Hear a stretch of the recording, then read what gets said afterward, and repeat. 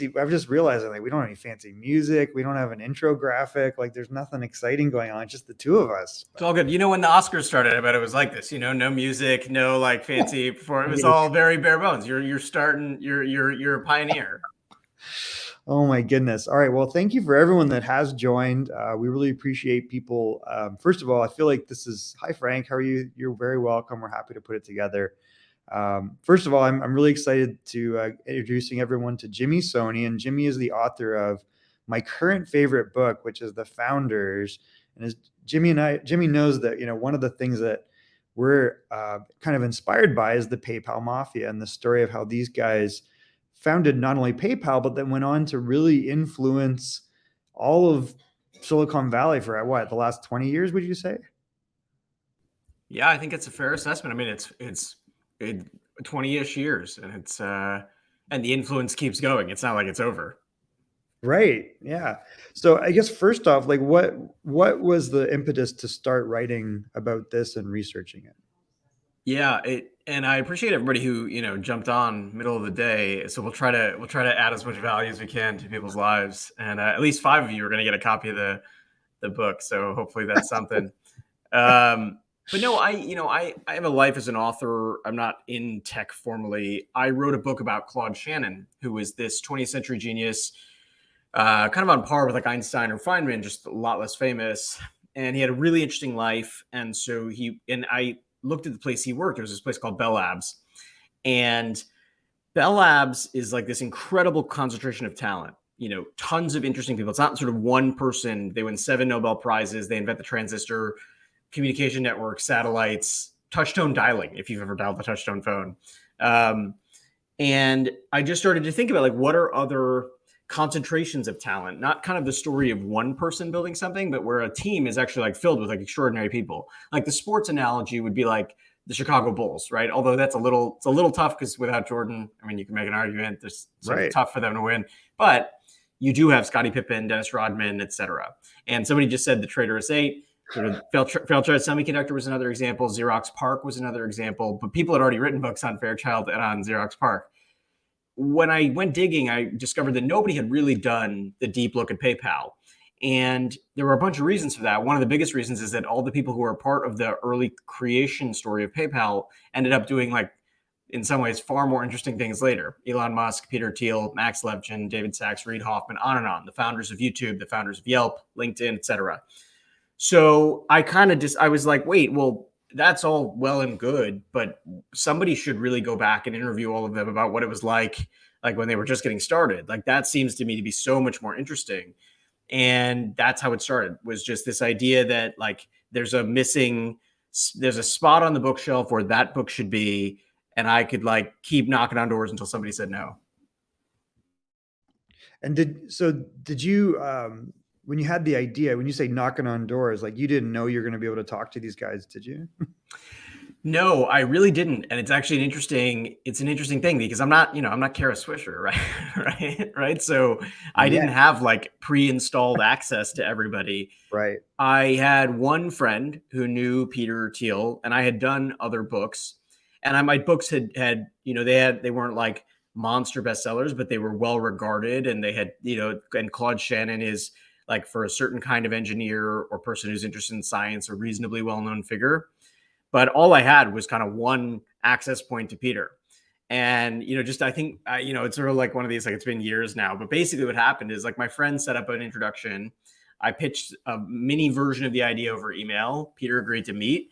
And then I pitched the longer version of it in person. I basically said, look, somebody should do this book. It's just like far too coincidental that you and all these other amazing people are at one place at one time. But it only works if you are open to being interviewed about it. Like if you don't want to talk, then he was at one point the CEO of the company. He's some of the earliest money into the company.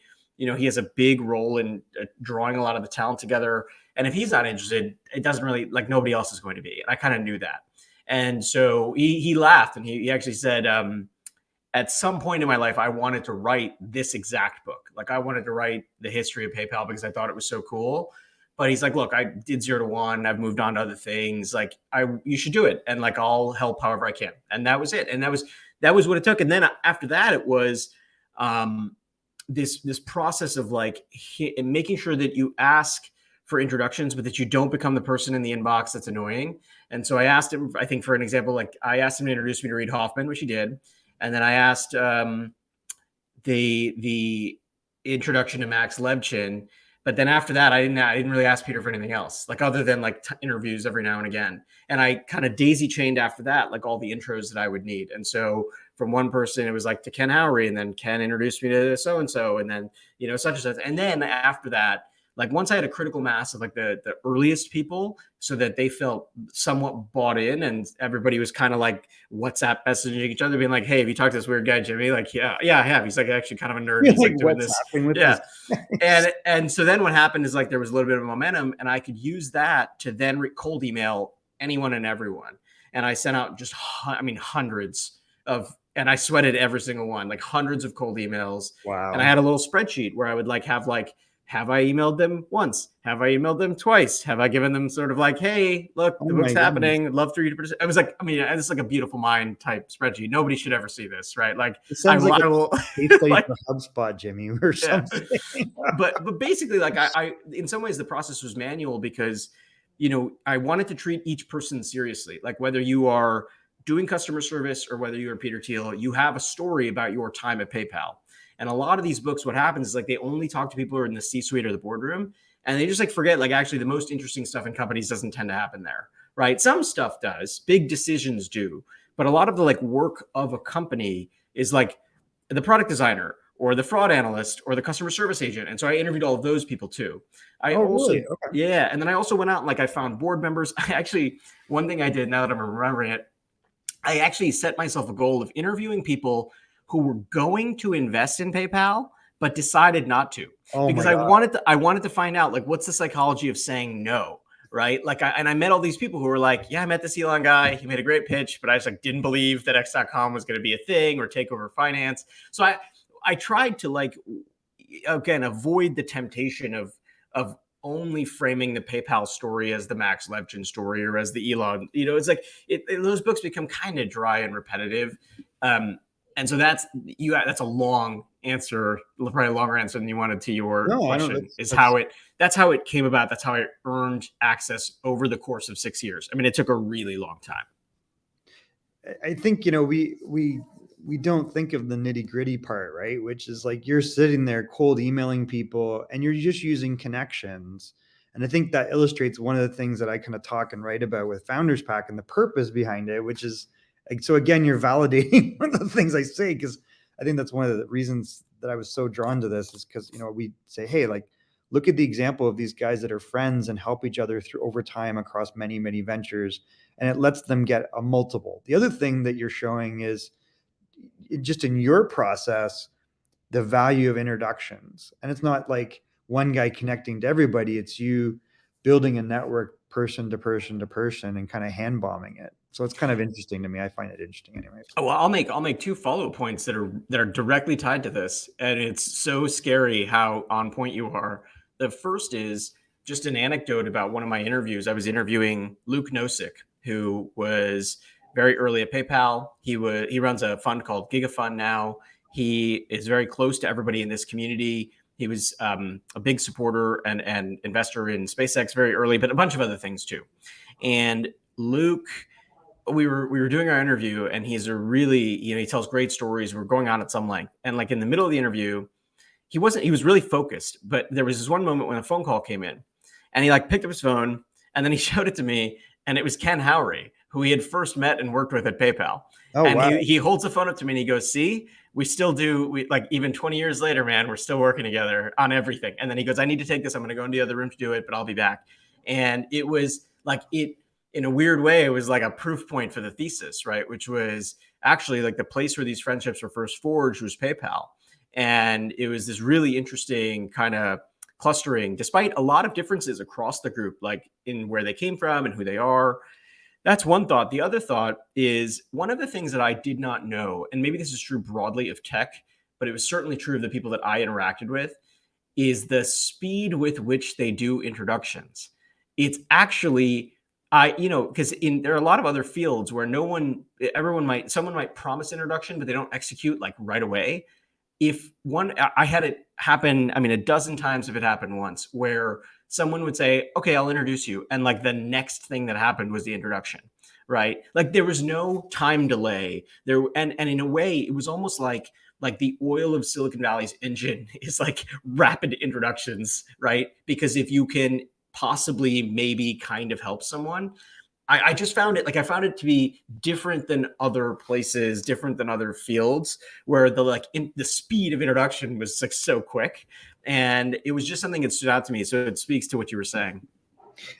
I remember it was probably, I'm trying to think of, it might have been like 2009. And I remember going to Silicon Valley, and I was with a company called Portable Intelligence. It was kind of an upstart thing. And got a bunch of introductions on Sand Hill Road. And I just remember sitting at a Starbucks, and the table next to me, there's two guys, and they're just like, well, I'll put in 3 million if you put in three. He goes, yeah, no problem. He goes, hey, do you want to meet so-and-so? He goes, yeah, can you make that? Sure. I'll do that right now. Okay. I'll see you later. Nice to talk to you again. Yeah. Okay. Bye. So I was just like, wow, is this how things really work there? So I think what you're saying, that DNA of speed probably comes out of the valley first, but they get it. They got it right away, and they like live by it. So it's really interesting to hear you say that. It's kind of I th- like I think not the duplicated other anywhere. well, I would say the other part of it that was a little peculiar is that I wasn't like a famous writer person. You know, I was just a person with an idea, and I was sort of inching my way along. And this is going to sound really odd, like right, it's going to sound a little weird, but I was a total outsider. They had zero upside or incentive to introduce me to anybody, but the instinct was, okay, make introductions, right? It was almost like a muscle that all of these people had built up. And what was also interesting is the introductions were not like long at all. They were like maybe 2 lines done super fast. And again, it was not one person that was that way. It was so many different people where it was like, once they agreed, they were like, boom, let's just make it happen. Right. And I just, for somebody who's not in this industry, it was one of the things that I was like, I don't know that they know that this is different than how many other people in the world operate. That like this pace velocity of introduction is actually a thing that is like maybe unique to tech, maybe even unique to Silicon Valley, but I bet it's more of a tech thing than not. Or just the group. Like I think it's like, sometimes you gotta like when you meet people that are they have that trust. I think that's what I was trying to drive at. Like it sounds like they are more interested also, and you tell me what your feedback is because you've interviewed them. Are they interested in people based upon the quality of their ideas, or is it a clout thing? Like, what was your impression? I mean, I think it's tough to for sort of super broad generalizations, but I would let me give you a story. I had this during one of my last interviews with Reid Hoffman. I often avoided like questions like kind of what did you learn from the PayPal experience because they're too basic, right? And people like this bore really easy if you ask really basic questions. I almost never came in with a question they'd been asked somewhere else because I spent years watching every other interview that these people did just to avoid those questions. And I made it a habit of like don't ask basic questions. Like I would like say this to myself before I went in. But when I was finishing up with Reid, I said, like I was like, you read a lot. And I was like, look, you were like, you read a lot of history. Like kind of what's like a thing that you do differently because of this whole PayPal experience? And this is kind of at the tail end of the book. And he said, I make it a point to ask people in my network to introduce me to the craziest person, quote in quotes, that they know. And he said like it's like one of these things that like because they could be truly like crazy, like kind of not not in the sort of strictest definition, but then he's like, but then the other part of it could be that they're like some kind of genius and working on something that like I should know and need to be a part of, and I want to help them and see how it interfaces with my life. And so in that kind of setting, it's a really interesting thing because somebody like that probably has no cloud. They might have less than no cloud. Like they might be the kind of person that other people actually shy away from. Right. But I found a tendency to embrace some of that. Maybe that's they over index on that quality, right? I started to hear stories, for example, of just like random people with a good idea who would be able to get a meeting with one of these individuals that I interviewed, and I just remember thinking like that has zero to do with like clout, where they went to school, networks, et cetera. Right. It was, and by the way, I don't want to describe it as some platonic ideal of like meritocracy. There is to some degree a plumbing in Silicon Valley of people finding their way to other people. But I found that even in Reed's response, like even the idea that somebody with his level of status is saying to contacts and friends, introduce me to the craziest person you know, is kind of an amazing, like it's amazing, Totally right? crazy. That's incredible. It's so cool. Like I don't do that, it's like and obviously maybe I can't help them scale whatever it is they want to do to the level that somebody like Reid Hoffman could, but it's a very interesting kind of way to go about moving in the world. And it suggests that the people he's looking for ideas and some degree of like wanting to run up against the grain, as opposed to, oh, you've sort of checked all of these various meritocratic boxes. Yeah, that's what I always kind of wonder, because you don't, when you look at each of them, like I'm sure they have fancy lives, but you don't get, that's not what you see, right? Like you see an Elon Musk that's 52 or something sleeping at an office, right? Like he's like propping up a trailer house at the Tesla Giga plant, right? Like, so you almost like, well, what is driving them? Like, and what is it that you found? Like, what drives them to keep building new things? Yeah. What is I, it?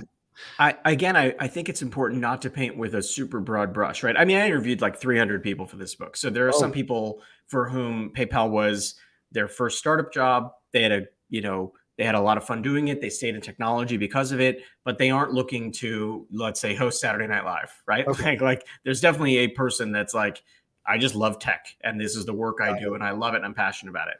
There are though, like you could look at someone, say like a Max Levchin, who's been asked this question before. After PayPal, Max, who was the CTO and one of the co-founders, today he's the CEO of a firm. He's very well regarded in Silicon Valley. So many people described him to me as like an engineer's engineer.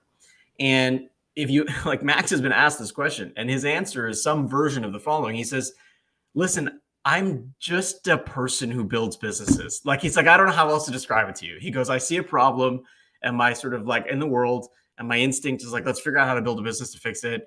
And I start to, he's like, I have a maybe a predilection for fintech or like kind of that space because that's where my experiences are. But he's like, it's just kind of my default setting, right? And then you have somebody like an Elon where the mission is really Mars, like it's really SpaceX and Mars and multiplanetary civilization. And those are very different missions, very different orientations to the world.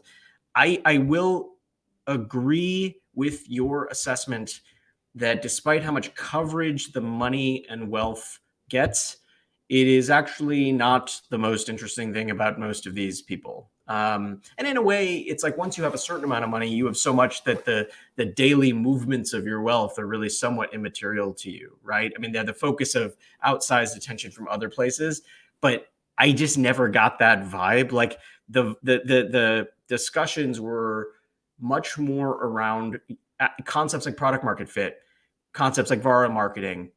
How does a startup deal with the press? How does a startup hire? How do you make sure that you hire people who have a lot of potential, even if they don't have a lot of experience? And how do you make sure you're actually testing for potential? All those things. Like that was the substance of the discussion. It was never, oh, we IPO'd at $23 and X number of people became millionaires. That was certainly a part of what happened, but it was, I would say, like way less interesting and important to these individuals, given that like a lot of my questions are pretty open ended and the Mhm. conversation never went in that direction, right? And look, there's some like obvious sort of counter argument to that, but I told a friend, somebody asked me like, what was your first impression after interviewing Elon?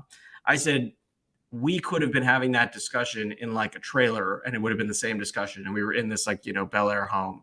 And it was as though the home was just sort of there. There was clearly like the thing that engaged him was talking about financial services and the challenges of the financial system. He never like nobody, there's no part of him that was like, hey, come check out my really cool house. Like, Right. I hate to say it, but if I had a really cool house, I'd probably the first thing I did, Michael, Yeah. if you came over and be like, hey man, I'm gonna take you through my really cool house. It's so cool. I want to show you all of this. None of that. We went straight to the living room, sat Really? down, and went in for 4 hours. Like it was that. And I maybe I'm reading too much into that. It's quite possible that I am. But I had that experience over and over again where, Seems to be consistent, doesn't it? Like it's not yeah, like they're, some usually like when you have people's social media profile, you're seeing what they want you to see, right? And a lot of times that's very ostentatious. But in their case, that's not really, it doesn't even seem to, that's not it. It's more to get the message out, it feels like. It's also the case that if it was about the money in some fundamental way, they could have all stopped a long, long, Ah, long, long, great. long time ago. Like Yeah, that, it is sort of like logic would dictate that, like, made it. actually they're way past the point where that means anything, meaning you could have like shut down your life, but they're all still like, to some degree, many of them are still building, doing things. And again, these are the people you read about and the people you don't. And I interviewed an equal share of both. So just those characteristics we're talking about, like speed of introductions and their willingness to make introductions and then work on tough problems. Was that just the top guys that you found, or was that like consistent through the 300? I would say to some degree it was consistent through the 300. Like I had this, and I had a bunch of conversations with people that do not make the nightly news, and they were just as like intense. And also, you have to remember, like a lot of the people who founded companies coming out of this group, they founded companies that are household names, but they themselves are not household names. So here's a great example. There's an engineer named David Gausbeck. I think David was employee 6, 7, or 8 at PayPal. He founded and took public a company called Matterport. If anybody Oh, listening has like used like the Matterport maps when you're real on like estate. Zillow or whatever, or Yeah, StreetEasy, like you go in, you sort of like, yeah, you can the see like a 3D. 3D rendering, right? So David is this like brilliant engineer from University of Illinois. And it was really interesting because he's one half, him and Max Levchin developed the CAPTCHA test. So if anybody, everybody here has had to fill out a CAPTCHA test, right? That was commercialized at PayPal. To be totally accurate, it was invented academically a year before in Carnegie Mellon, but the first commercial application of the CAPTCHA was at PayPal. And it was like used as a fraud fighting, same way it's used today to distinguish humans from robots. David is like by several accounts, not just one engineer, but by several people's accounts, like people were like, that guy is like off the charts brilliant, right? And he's gone on to build this other company, but you've never heard of him despite his successes, right? And that's partly because he's simply like a mild mannered personality. He's not out kind of like, he doesn't, I think he wants to build. He doesn't want to be on the stage or in the pages of the Wall Street Journal.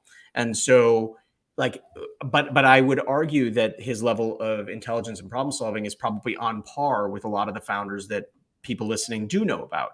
And so it's kind of a, I think that answers your question, which Yeah, is totally. it Yeah, it's wasn't. kind of interesting. Like it seems to be consistent regardless of who it is, because I think that's the real litmus test, right? It's like, was this a culture in Mhm. that organization that went beyond 5 or 6 people, and then is that the tentacles that have spread to all these other things in Silicon Valley? I would say it's 100%. The answer is yes, but let me give some like details on why. It's always the question that hovers around this group. Was it nature or was it nurture? Was it that these people were just like absurdly smart and talented, or did they recruit and develop a culture that like like yielded that from the combined talents of the group? And there's no like, it's impossible. Like an honest answer would say it's both. Like, yes, you do have people in the room with photographic memories and like insane IQ points and like a ton of engineering horsepower and a lot of product skill and all these other things. At the same time, like it was a company built during the middle of the dot-com bubble bursting. They had to move super quickly. They always felt like the company was about to fall apart. And that speed produced a lot of very rapid innovation over a very short period of time. Again, remember, I'm only writing about 1998 to 2002 PayPal. I sort of cover the afterlife a little, but nothing major. And so it's both like that there were very bright people. They were also in a setting that brought out like amazing work, and the combined strength of the group was really powerful. I'll give you one kind of specific story to illustrate the point. You know, when David Sachs joins the company, there's no head of product, and he joins in what is like an amorphous strategy role. What he discovers upon joining is that all of these engineering resources are being devoted to like Palm Pilot money beaming, like money beaming on the infrared ports between Palm Right. Pilots. Yeah. And there's a subsidiary product that's the email product that all of us know, like where you can email like Michael dot, at Gmail and send you $10 over PayPal. And David is like, listen, like we can't make the Palm Pilot money beaming thing work. Like it's got a ceiling on its success. Right. And he starts to reprioritize engineering resources. This caused a lot of internal drama at the company. But you needed a Max Levchin to develop cryptographically secure transactions over email and over Palm Pilot. And you needed a David Sachs to say, like, we need to be thinking about our end users. Like we need to be thinking about real human beings, not just people who are obsessed with our own technology, right? one without the other, the company doesn't work. And it's why I think there were multiple elements I talk about in the book of why the culture produced this success. And one more important thing, you kind of asked a sub question. There were elements of what happened at PayPal that these people carried forward to other ventures. Just so you don't think I'm BSing you, I will give you a very specific example. YouTube. Everybody uses YouTube, right? One of the things that YouTube perfected is that there were plenty of other video players, by the way, like much higher quality in some ways. Like people had figured out online video. YouTube figured out how to be the most embeddable online video player. Where did they learn how to perfect an embed strategy at a time when like we're still talking dial-up modems, et cetera? They learned it at PayPal. PayPal was one of the first successful examples of a button embed strategy around the internet. And so what is YouTube? YouTube is sort of a giant button you can embed in different places. And then this is the real story is there's an example that one of the YouTube founders shared with me. He said, when MySpace booted us off their platform, we used the same playbook that we used at PayPal, which is we got the MySpace like users to protest to the company, and we like put up their phone number and we put up their email address for customer service, and we just besieged the phone lines, which is exactly what we did at PayPal. You can turn user revolt into a change in policy, That's and that's wild. exactly what happened. And I so think that just happened with a bank run, it's not right? Like, it's not a stretch, but it's not a stretch to say, that like the person who did the thing is telling me like we just we used a lot of our techniques that we learned doing viral totally. marketing and growth hacking at Well, you PayPal. just saw it with David Sachs and getting deposits covered over 250 grand, right? I'm not as well versed in Well, any of that's the kind of the SVB stuff, to same be thing. honest. Like I don't read the news. Just as I make it a habit not to read the news if I can avoid it. No, I get it, but like that's exactly what they did. Like, they started whipping everybody up that was a depositor and everybody on Twitter saying, "Listen, you got to make depositors whole." And within 48 hours, FDIC is breaking their own rule, and what you're describing is his exact playbook. And again, I don't That's really interesting. I think it's probably a thinner connection. I mean, I think that some of that is just sort of narrative and media knowledge, but I don't know. The stuff with YouTube was a Maybe. pretty direct implementation because Yeah. it was just so clear. I saw, for example, when I was doing my research, I had all these little tricks that PayPal pulled anytime eBay, which is the primary platform where their product was successful. I would see what happens. Like eBay would try to do something to gum up the works for PayPal. PayPal would respond in kind. And there was this little cat and mouse game that they were playing over a series of years. And I like right away, I understood like, oh, this was real knowledge that went to these other places. Another good example is Yelp. A lot of the techniques that helped Yelp's growth early on, Yelp is created by two PayPal alumni, Jeremy Stoppelman and Oh, that's Russ great. Simmons. And it's one of the first things that like Max Levchin's the original money into Yelp, and so there's this quality of like you can't go through an experience that was as difficult as PayPal was without learning things. And none of what I'm saying are my observations. These are like sort of direct like from the people that lived it saying, everything I learned there are the things that I took to insert next startup here. That's amazing. So what would you be? I mean, you spent all these interviews, you spent 6 years kind of talking to people and assembling this. If you, first of all, if you had to do it all over again, would you write a sequel? Would you write the book again? Would there be a different take on it? No, I spent enough time with it and I tried to get to everyone. There are obviously things I would like do differently. And there's even some things I'm going to do for the paperback that are just going to be like changes, tweaks, fixing this, that, and the other. Um, but I don't think I would change anything. I mean, this was an amazing adventure. As somebody who's not in tech, it gave me a lot of respect for what founders do. It gave me a lot of respect for how hard it is to build successful technology. We take so many of these things for granted. Like, I mean, like truly we take them for granted, right? Like we take for granted the fact that we can even have this conversation, but somebody really had to build and perfect and refine all of these tools. And it showed me just how hard technological entrepreneurship is. Like I suppose like the thing that I walk away with, which is sort of embedded in your question, is like I don't think I would do the book differently because I emerged from the book just thinking like, wow, like I'm not sure I could have survived the PayPal years, right? That's how difficult they were. And I hope people read the book and come away with that too. All right. So we didn't really have a lot of audience participation. So I think we're going to hold back on the signed copies because the whole point of an AMA was people other than me asking questions. But Oh, I don't know. Let's. I would say let's not do that we'll because, find someone. well, because I don't think they knew that they should like chat the questions Oh maybe or my God. I've something. been like emailing and posting, but you're probably right. We'll find another way to do that. But and Frank says this has been amazing. So I'm glad that you're wasn't in the room in the conversation. Oh, there was. There we go. I don't know. We'll blame it on air meat. We'll find another way to give them away. But if you do have questions and you're in the chat, please post them in the chat. That was kind of Tom, the announcement at the beginning. oh, we've got Frank asking. You see, I'm fighting for the people here, Michael. I'm You're I'm see, you're I'm like standing David up for the Stack. people who decided to take time at 3 o'clock on a Tuesday to show up for this thing, Well, and they deserve the chance to ask questions and get signed copies of the book. all right. So we see this woke everybody up. So sometimes you got to threaten to take a thing away. I don't know. All Well, right. so So the first one let's do we this. Yeah. So Jeff asked a question: how much of a part yeah, does personal obsession play in the founder journey? And and I know we're a little over time, and I'll sort of be up to respectful and try you. to keep my I'm answers not brief. worried about it. I'm more worried about your time. So Yeah, it's all good. I have a hard stop in 15 minutes, but I can go for a bit. I think that I mean what I would say is like I think it depends on the person, but if you look at, for example, two personality types, uh, Elon and Max Levchin, you cannot it's hard to describe their characters without talking about obsessiveness, and that is obsessiveness with respect to their companies.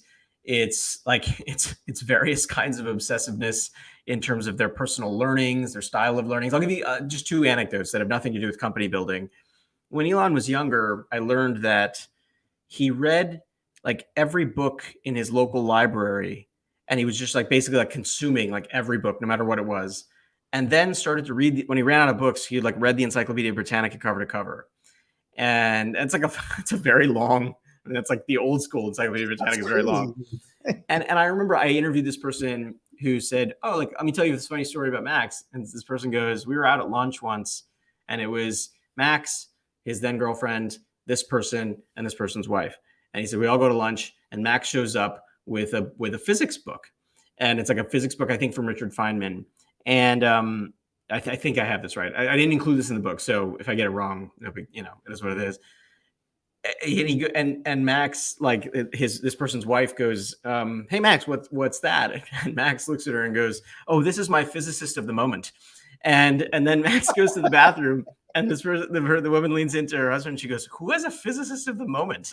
Like what? A And so, Ukrainian scientist. That's but really I that's think if real. if you read the book, like I I wrote what I learned. I wrote what I could verify, and personal obsession is a big part of the character traits of some of these founders. Not all of them, but I would say that there's some real, that there's a streak. There's a part of it that is like just that there's an iron will behind some of these things. And I don't think, by the way, that they're the only founders. We know plenty of stories about that kind of obsessiveness, but I think you can't divorce that from the success of some of these companies. That is terrific. Let's see. We had Frank Pepper said, um, well, let's see. Whoa, a bunch of questions now piling in here. So let's see. Where did Frank Pepper's question go? Oh, there it is. It scrolled up on me. So he says, was it something you needed to hone over many years? He's referring to your guerrilla style of networking. So he's talking about your approach to networking within everyone. Was it something that you like? How did you get that? Did you work in a Oh my call center? God, no! It was 100% not natural at all. I mean that's the truth, Frank. Like it's sort of funny to say it, but like I cannot emphasize enough how much anxiety I had about doing the cold outreach. I can't tell you how many times I revised and revised and revised notes to people like Peter and Elon and all of these people. I mean, everybody, right?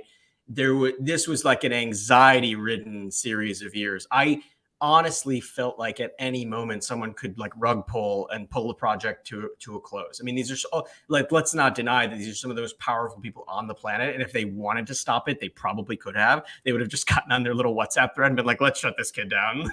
Like I totally. And by the way, I lived with the fear of that happening every day for 6 years. I mean, there was a lot of fun in this project. It was also brutally hard when you are waiting to confirm time with these people, and you're in your mind, you're like, that's it. They decided it's over. Like nothing's gonna, it's finished, etc. So it was not natural for me.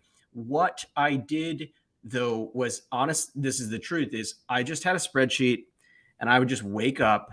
I mean, this is like now I'm thinking about it, I'm like getting PTSD. But I'd wake up and I'd basically say to myself like 5 new emails, and it was like the first thing I did. And it was like super anxiety inducing, but I would just be like 5 emails, just get to 5 emails. And I would highlight like my Google Sheets in green. And as soon as I finished the 5, I would just like close the tab as fast as I could and like just run away. and that was like just how you have to, and then I learned over time to like, what I would say is as I accumulated more interviews, it created this social pressure within the group. There were people who had talked to me and people who hadn't talked to me. And when I did follow-up outreach with people who had said no or who hadn't talked to me, their friends would say, listen, this dude's really like, he's like a big nerd and he just wants to like talk to you about your experience there. And he's seriously listening to everyone's stories, not just the people at the top. And that like over time that happened, but it was very much a like manual anxiety inducing process where my emails did not betray just how sweaty my palms were when I pressed send. Were you obsessing about the replies? I mean, every day, every minute of every day of like every. I mean, it was mad at me. I was genuinely terrified. Like it was like one of this. And what was funny is I sort of admitted this to Max Levchin later because I didn't reach out to his wife directly. Okay.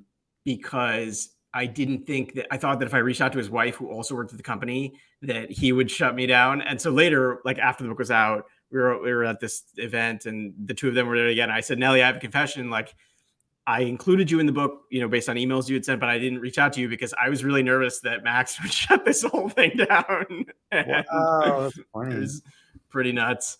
Well, on that topic, actually, Stephen had a good question, which he goes, did you get any backlash after the publication from the people that you wrote about? No.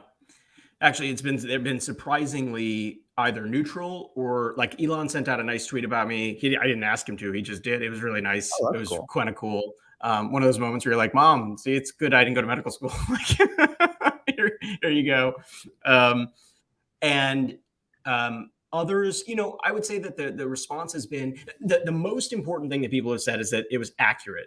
And that to me, like my standard was, I had two standards. One was, I spent a lot of time and money on fact checking. So like everyone said, like it's an accurate account of what happened. And then the other thing, which has been nicer, is like a couple of them have privately said to me, like, listen, like you really like went nuts because I learned things about my friends that I didn't know about my friends, and they're my friends. You don't even know these people, right? And so I had one of the people who was very senior at PayPal say, like, man, like you taught me pieces of history that I had no idea were happening.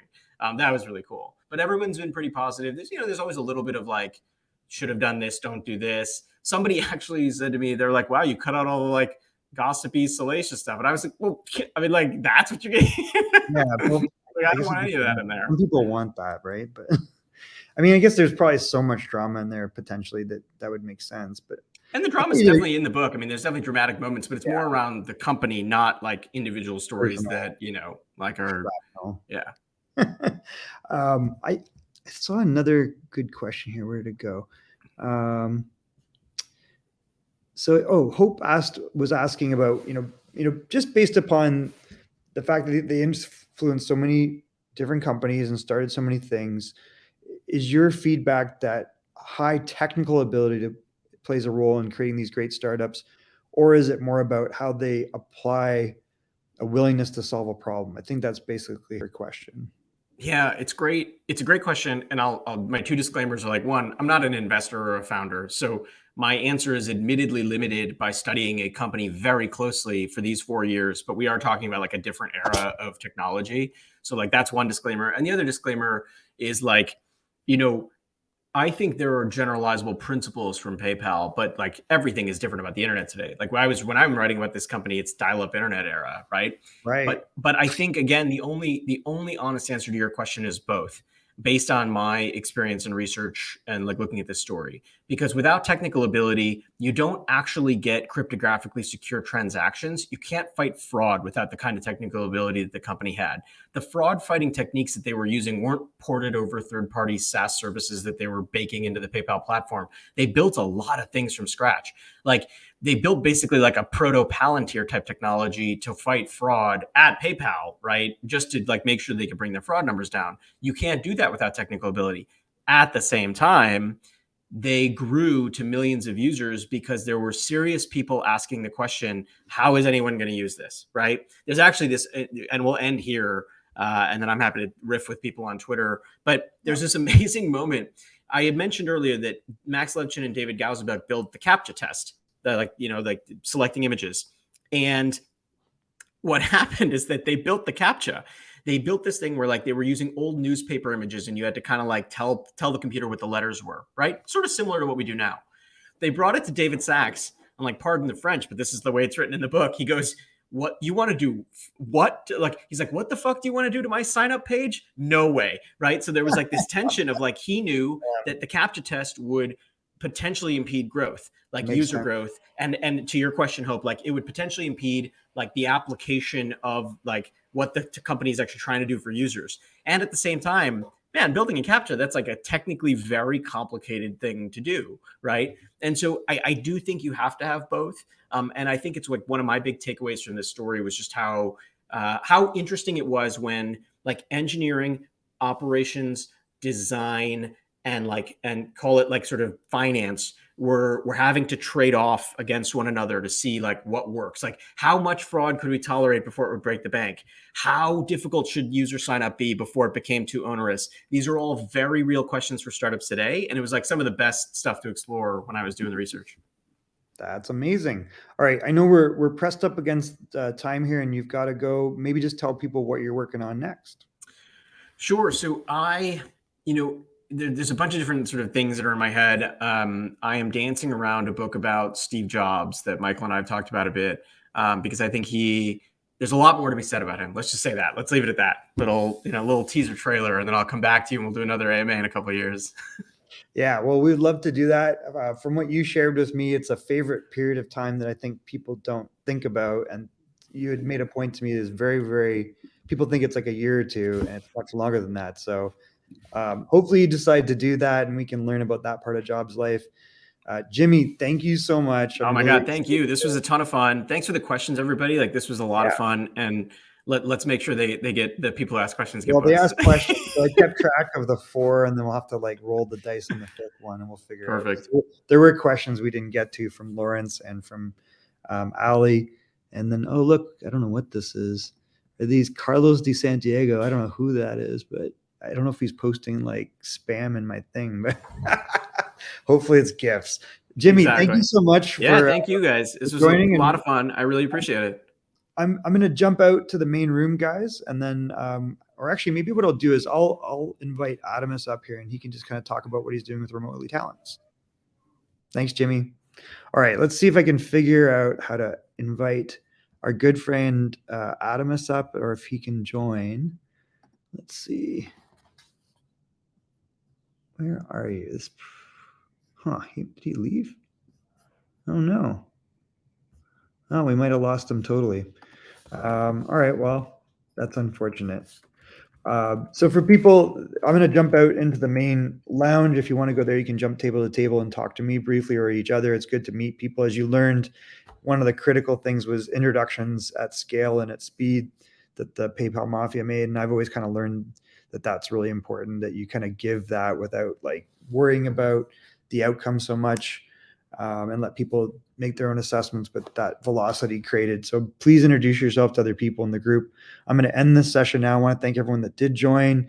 This will also be recorded and we'll repurpose it on YouTube and LinkedIn and Twitter so that other people can see the interview with Jimmy and learn a little bit about what Remotely Talents do. Thank you so much to everybody, and I look forward to talking to everybody soon in the lounge room.